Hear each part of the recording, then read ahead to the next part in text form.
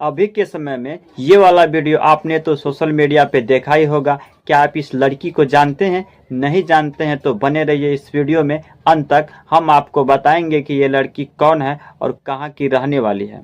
दोस्तों, हम आपको बता दें कि इस लड़की का नाम रंजीता है, जो उत्तर प्रदेश की रहने वाली है और ये लड़की बहुत ही गरीब घर से बिलोंग करती है।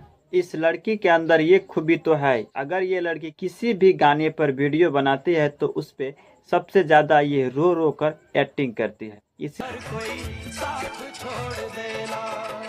इसीलिए इनका वीडियो सोशल मीडिया पे बहुत ज्यादा पसंद किया जा रहा है और इसी तरह का वीडियो को पसंद करना ही चाहिए, क्योंकि अभी के समय में इंस्टाग्राम पर रील देखने के लायक नहीं है। अगर आप इंस्टाग्राम खोलिएगा तो वहां पे सिर्फ अश्लील गाने पर रील बनता और आधे आधे कपड़े में लड़कियां रील बनाती है, जहां देखने के लायक नहीं है।